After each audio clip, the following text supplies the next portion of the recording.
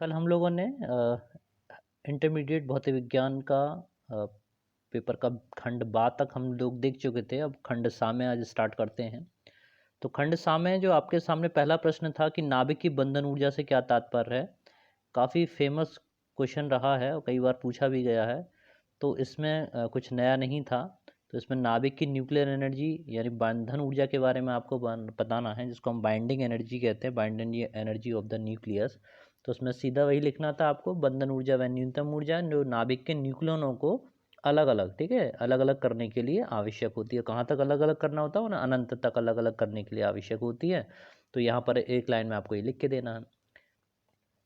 आगे दे रखा है कि यदि किसी नाभिक के द्रव्यमान क्षति जो है उसकी कितनी है, 10⁻⁻6 है। तो यहाँ पर ये डेल्टा एम का काम करेगा। तो यहाँ पर डेल्टा एम इक्वल टू आपके हो जाएगा 10⁻⁻6 kg। और इस केजी वाली एनर्जी को हम चेंज करना है, उसने कहा है इलेक्ट्रॉन वोल्ट में निकालनी है, बंधन ऊर्जा इलेक्ट्रॉन वोल्ट में निकालो। तो यहाँ पे सबसे पहले डेल्टा ई का आप मान निकालेंगे डेल्टा एम इंटू सी स्क्वायर की हेल्प से, ठीक है ना। तो यहाँ पर डेल्टा एम का मान आपके पास मिल ही गया 10⁻⁻6। और जो सी का काम करेगा प्रकाश की चाल, यानी प्रकाश की चाल 3 इंटू 10⁻10⁻8 का आप स्क्वायर करेंगे तो आपको मिलेगा 9 इंटू 10⁻16। इसका मल्टीप्लाई करना था तो 9 से सीधा सीधा आपके पास 9 ही आएगा, और तो उसके साथ मल्टीप्लाई के लिए कुछ है नहीं। और 10 पावर प्लस का 16, यहाँ 10 की पावर माइनस 16 से आप सॉल्व करेंगे तो प्लस का 16 और माइनस का 6 आपके पास रह जाएगा 10⁻10। इतना जूल एनर्जी आपके पास में आ गई, ठीक है ना। लेकिन वो पूछ किस में चाह रहे हैं, वो पूछना चाह रहे हैं इलेक्ट्रॉन वोल्ट में इसकी एनर्जी कितनी होगी। तो इलेक्ट्रॉन वोल्ट में निकालने के लिए मैंने आपको बताया था कि डिवाइड करते हैं जूल वाली एनर्जी को, जो जूल में आपके पास मान मिला 9 इंटू 10⁻10। इस वैल्यू को, इस मान को भाग लगाना था आपको 1.6 इंटू 10⁻⁻19 से। तो इतने से आप भाग लगाते तो इसके अराउंड आपको पास जो भी मान आएगा, ठीक है ना, इसकी वैल्यू लगभग मेरे हिसाब से 5.6 के अराउंड कुछ आना चाहिए। जब आप इसमें डिवाइड करेंगे 1.6 का 9 में भाग लगाएंगे तो आपके पास मिलेगा 5.6 इंटू 10⁻, यहाँ पर इसको असेंबल कर लीजिए, -19 ऊपर जाकर प्लस का हो जाएगा, और प्लस का 10 और माइनस प्लस का 19 आपके पास में होगा 29। तो इतना इलेक्ट्रॉन वोल्ट इसका आंसर होगा। सी खंड सा का तीसरे का आंसर आपके पास में ये मिलेगा। खंड खा में देखते हैं।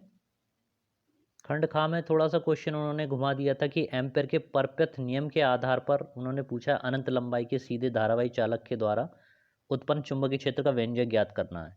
तो यहाँ पर दो फॉर्मूलों को आपको सीधे से बस केवल यूज़ करना था, और वो यूज़ उसका इस तरीके से था कि integral of B vector dot D L, ये एम्पेयर का परपथ नियम है जो किसके बराबर होता है, म्यू नॉट इंटू आई के इक्विवेलेंट होता है। अब यहाँ पर जब आप अनंत लंबाई के एक रेखीय चालक तार को ले रहे हो और उसके कारण इसको कवर करके जब इसकी वैल्यू निकालेंगे हम, तो यहाँ पर आप क्या करेंगे, इंटीग्रल कर देंगे इसकी पूरी लंबाई का। तो यहाँ पर इस लंबाई को आप मान लेते हैं आर, इसके चारों तरफ से कवर्ड एरिया मानेंगे, ठीक है। बंद लूप का निर्माण करना पड़ेगा, क्लोज्ड लूप का निर्माण इसमें करना पड़ेगा, और यहाँ पर आपके पास में आएगा 2πr। तो यहाँ पर संपूर्ण इंटीग्रल आप बी डी एल के साथ में निकालेंगे, ये वैल्यू आएगी 2πr के इक्वलेंट, और इसको आप बराबर कर देंगे म्यू नॉट इंटू आई के इक्वल। अब बी की वैल्यू निकाली, यानी 2πr को आई के अपॉन में पहुंचा दो इधर, तो कुछ इस तरीके से लिखा जाएगा। ये आप लिखेंगे बी इक्वल्स टू आपके पास में वहाँ पर म्यू नॉट 2π और आया था आई अपॉन आर, यही तो इक्वेशन आई। अब इसका ऊपर नीचे आप अगर 2 का मल्टीप्लाई कर दें तो ये आ जाएगा 2, और 2 का मल्टीप्लाई ये हो जाएगा आपका 4 में। तो आप देख रहे हैं ये वही फॉर्मूला आ गया जो सीधी अनंत लंबाई के रेखीय चालक तार के लिए लिया जाता है। तो ये एप्लीकेशन था, बस ये 2-3 लाइनों में आप उसको एक्सप्लेन करके दिखाना था, और आपके 2 नंबर पूरे तैयार थे। गा में आते हैं। गा में पूछ रहा था सीधा सीधा आपसे, डेफिनेशन है समस्थानिक और संभारिक। समस्थानिक और संभारिक के लिए समस्थानिक और संभारिक की परिभाषा देनी है, और इसे अनंत लंबाई के इसके अंतर का उल्लेख करना है। तो समस्थानिकों में डेफिनेशन देनी थी आपको, जिन्हें आइसोटोप भी कहते हैं। तो उन आइसोटोप में सीधा सीधा होता है कि ऐसे तत्व होते हैं जिनमें उनके परमाणु क्रमांक है ना, यानी प्रोटॉनों की संख्या उसमें समान होती है लेकिन न्यूट्रॉनों की संख्या आपकी अलग अलग होती है। तो उसमें एग्जाम्पल में आप लिख सकते थे 1H1 है, तो और 1H2 है, 1H3 है। हाइड्रोजन के 3 समस्थानिक हैं, इनके बारे में आप देख सकते हैं, देख रहे हैं उनमें सभी में प्रोटॉनों की संख्या एक जैसी है, और न्यूट्रॉनों की संख्या सब में अलग अलग है। इसी तरह से एग्जाम्पल आप दे सकते थे क्लोरीन का दे सकते थे 17Cl35 और 17Cl37। ठीक है, दो समस्थानिक हैं क्लोरीन के, इनको आप लिख सकते थे। यूरेनियम ले लेते, यूरेनियम 92, यूरेनियम 235 और 90, यूरेनियम 238। ठीक है, और संभारिक की बात कर लें तो संभारिक में क्या होता है कि उसमें न्यूक्लियनों की संख्या समान होती है। न्यूक्लियन का मतलब प्रोटॉन प्लस न्यूट्रॉन, इनकी संख्या का योग आपका समान रहेगा। और ये अलग अलग तत्व के होंगे, जैसे C6 आपका 14 है, कार्बन 14 ले लिया जाए और उसकी कंपैरिजन करेगा हम 7 और 14 से, तो ये दोनों संभारिक हो गए। क्यों संभारिक हो गए? उन दोनों के द्रव्यमान संख्या उसमें समान है। ये संख्या प्रोटॉन और न्यूट्रॉन को एक साथ रिप्रेजेंट करती है, या इसको आप न्यूक्लियन भी बोलते हैं। तो इनमें ये दोनों संख्या समान है और इनमें प्रोटोनों की संख्या दोनों में अलग अलग है। इसमें कार्बन में 6 है और नाइट्रोजन में 7 है। तो इस तरह से आपको इसको एक्सप्लेन करना था। पेपर बहुत सरल आया है, पर वही वाली बात है कि जो चीज़ आपको आती है वो सरल है और जो नहीं आता वो आपके लिए कठिन हो जाता है। देखिए, घा में भी इस क्वेश्चन को कई बार मैंने स्टूडेंट्स को बताया, अपने चैनल वाले माध्यम के थ्रू से भी आपको बताने की कोशिश की थी कि ये क्वेश्चन आपके लिए बहुत इंपॉर्टेंट है। तो उसमें कई सवाल मैंने आपको कराए हैं। तो इसमें दे रखा था W वर्क फंक्शन दे रखा है, कार फलन जिसको हम कहते हैं वर्क फंक्शन, ये दे रखा था आपके पास में 2.14 इलेक्ट्रॉन वोल्ट है। और जो इंसिडेंट लाइट है उसका प्रकाश है 5000, तो लैम्डा यहाँ पर 5000 आप लोग यूज़ करेंगे, 5000 एंगस्ट्रॉम। ठीक है, और पूछ रहा है कि जो उत्सर्जित इलेक्ट्रॉन है उनकी अधिकतम गतिज ऊर्जा E कितनी होगी, E का मान पूछा था, और उनकी वेलोसिटी कितनी होगी। ठीक है, वेलोसिटी के लिए थोड़ा सा इसमें कैलकुलेशन आपको करना पड़ेगा। तो यहाँ पर अगर हम इक्वेशन को देखें तो आपतित प्रकाश की एनर्जी E का मान किसके बराबर होता है? W plus kinetic energy E के इक्वलेंट होता है। तो यहाँ पे सबसे पहले इस लैम्डा की सहायता से, इस लैम्डा की हेल्प से E का मान निकाल लो। कैसे निकाला जाएगा? इसके लिए आप फॉर्मूला वही वाला जो मैंने अक्सर आपको बताया है कि 12375। ठीक है ना, E की वैल्यू आप निकालेंगे 1237। लॉन्ग वाला मेथड मैंने आप लोगों को नहीं बताया। 5000 एंगस्ट्रॉम का सीधे सीधे आप भाग लगाएंगे, यहाँ पर जो वैल्यू आपको मिलेगी वो वैल्यू आपको मिलनी चाहिए। कितना आएगा, इसका डिवाइड करिएगा 5000 का इसमें करेंगे तो वैल्यू आपको मिलेगी 2.475। ठीक है, 475 इतना इलेक्ट्रॉन वोल्ट सीधा सीधा E का मान मिल जाएगा। तो इस E के मान को आप फॉर्मूले में लगा दीजिए। E बराबर हमने लिखा था W प्लस E के इक्विवेलेंट। तो E की वैल्यू आपको मिल गई 2.475। W का मान वर्क फंक्शन आपको गिवन करके दे रखा था, कितना था W? इसमें W था आपके पास में 2.14। ठीक है, 2.14 आपको गिवन है, प्लस E इस E का मान अब आप निकालेंगे, यानी उसकी काइनेटिक एनर्जी कितनी होगी वो इलेक्ट्रॉन वोल्ट में आपको यहाँ पर मिल जाएगी। भाई 2.475 में से 2.14 को माइनस कर दीजिए, घटा दीजिए, ये वैल्यू आपको मिल जाएगी।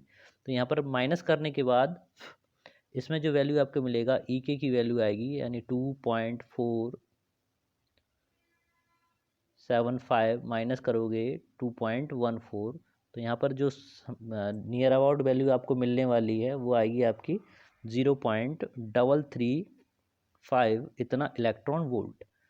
ठीक है, ये E का मान जिन भी स्टूडेंट्स का आया उनका क्वेश्चन आपका सही है। लेकिन अभी वो आगे वाली प्रोसेस और बची है, उसकी वेलोसिटी और पूछना चाह रहा है। तो इसकी E की हेल्प से ही आप वेलोसिटी निकाल पाओगे, लेकिन इसको आपको किसको कन्वर्ट करना पड़ेगा? जूल में कन्वर्ट करना पड़ेगा। तो जूल में कन्वर्ट करने के लिए देखिए E की वैल्यू वाले फॉर्मूला क्या लिखेंगे? ½ mv²। तो अब V² का मान निकाल, V का मान निकाल लो, तो V का मान जो निकलेगा वो कैसे निकलेगा? 2E/m करके निकलेगा।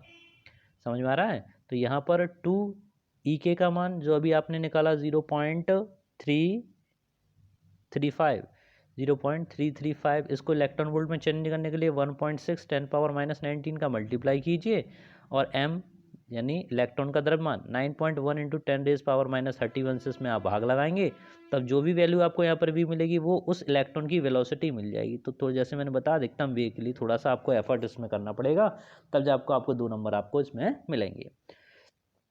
तो इस तरह से खंड आपका ये सा खत्म हुआ। खंड दा में देखिए, खंड दा में स्टार्ट करते हैं। खंड दा के कुछ क्वेश्चंस लेंगे, क्योंकि वीडियो बड़ा हो जाता है, फिर आप लोग देखने भी इंटरेस्ट नहीं दिखाते हो और थोड़ा सा अपलोडिंग में भी प्रॉब्लम रहती है। तो 3 नंबर में प्रश्न आपके सामने था कि वैद्युत द्विध्रुव को परिभाषित करना है। देखिए इस बार के क्वेश्चन सेटर जो पेपर लिया गया है उसमें विशेषता ये है, इसमें ज़्यादा लॉन्ग डेरिवेशंस नहीं आए हैं। इसमें छोटी छोटी परिभाषाएं आपको टुकड़ों में दे रखी पूछी हैं, जिससे कि कोई छात्र अगर पूरा डेरिवेशन भी तैयार ना कर पाए तो छोटे छोटे क्वेश्चंस को ही तैयार कर ले तो भी वो पेपर को हल कर सकता है। तो यहाँ पर पहले तो पूछ ली वैद्युत द्विध्रुव क्या होता है। दो आवेश प्लस क्यू और माइनस क्यू एक दूसरे से अल्प दूरी पर रखे हुए हैं तो वह निकाय आपका वैद्युत द्विध्रुव कहलाता है। आगे पूछ लिया द्विध्रुव आघूर्ण क्या होते हैं। भाई कोई एक आवेश और उनके बीच की दूरी के गुणनफल को वैद्युत द्विध्रुव आघूर्ण कहते हैं। P equals to Q into 2L। तो और क्या आपके लिए गवर्नमेंट करे, इतना सरल पेपर आपके लिए गिवन कर रखा है, इतने एक एक लाइन के क्वेश्चन आपको दे रखे हैं, तो ये काफ़ी अच्छा क्वेश्चन पेपर था। आपको इसमें डिस्टिंक्शन तो हर हर छात्र को इसमें लानी ही चाहिए। तो देखिए क्वेश्चन में देखिए P द्विध्रुव आघूर्ण को P से दिखाते हैं। P इक्वल्स टू हो गया 2 इंटू 10 पावर माइनस का 8 कूलम इंटू मीटर, ठीक है। और इलेक्ट्रिक फील्ड दे रखा है, E की वैल्यू हो गई E equal to 2 into 10 power 5 हो गया, 10 की घात 5 प्लस का है, और इतना वोल्ट पर मीटर। एंगल दे रखा है, कितने एंगल पे झुका हुआ, 30 डिग्री एंगल पे झुका हुआ, 30 डिग्री पे झुका। टॉर्क पूछा गया, टॉर्क कितना होगा, टाउ की वैल्यू आपको निकालनी है। तो टाउ के लिए tau equal to P E sine theta आप यहाँ पर लगाएंगे। जिन छात्रों ने पी ई साइन थीटा लगाया वो बधाई के पात्र हैं, क्योंकि उनका आंसर सही होगा। तो पी की वैल्यू आपने लगाई 10 पावर माइनस का 8 इंटू पी ई आपके पास गिवन है 2 into 10 power 5 sine theta, sine 30 degree हो जाएगा, साइन 30 की वैल्यू होती है 1/2। 1/2 में आप इसको सॉल्व कीजिए, 2 से 2 को कैंसिल कीजिएगा, 2 इंटू 10 पावर माइनस का 8 और प्लस का 5 आपको मिल जाएगा 10 पावर माइनस का 3। इतना न्यूटन इंटू मीटर आंसर हो गया आपके पास में। 2 नंबर आपके, 3 नंबर आपके यहाँ पर पेपर हुए, तैयार हुए। पेपर ज़्यादा बड़ा नहीं था, पेपर बहुत अच्छा बनाया है और बहुत ही उपयोगी है। छात्रों ने इसमें काफ़ी मतलब कम समय में भी अच्छा टाइम इसमें मिली, ज़्यादा लिखने वाला लेंथी पेपर नहीं है। हाँ, ट्रांसफार्मर क्या है, डिवाइस है जो लो वोल्टेज को हाई वोल्टेज में, हाई वोल्टेज को लो वोल्ट में चेंज करती है। करस्पॉन्डिंग उसमें करंट का भी वेरिएशन आपको बता देती। उच्च विभव की निम्न धारा को निम्न विभव की उच्च धारा में परिवर्तित कर सकते। स्टेप डाउन स्टेप अप क्या होते हैं उनके बारे में थोड़ा एक्सप्लेन कर दीजिए। और ट्रांसफॉर्म होने वाली ऊर्जा हानि, एनर्जी लॉस, शैथिल्य हानि है आपकी, और आपकी और वैल्यूज़ को भी आप दिखा सकते हैं इसमें। तो 3 नंबर में आप थोड़ा बहुत लिख दीजिएगा, उसमें कंप्लीट होता आपका आंसर। काम में देखिए विद्युत चुंबकीय तरंगों के अनुप्रस्थ प्रकृति, इलेक्ट्रोमैग्नेटिक वेव्स का इसमें आपको दे दिया है, ठीक है। रेडियो तरंगों के उपयोग के संक्षिप्त विवरण दे दिए, तो उसमें ज़्यादा बस बात नहीं है। ये घाव में थोड़ा सा मुझे थोड़ा सा अलग लगा था, क्योंकि इसमें ओभेनिस्ट उत्सर्जक एम्पलीफायर, ट्रांजिस्टर एम्पलीफायर के बारे में इसमें पूछा था, आरेख खिंचवाया है और इसकी क्रियाविधि को संक्षेप में बता दो। कॉमन एमीटर बेस वाला कॉन्फ़िगरेशन इसमें आपको बनाना था, प्रवर्धक इसमें लेके चले हैं, एम्पलीफायर इसमें आपको थोड़ा सा डिजाइन करना था।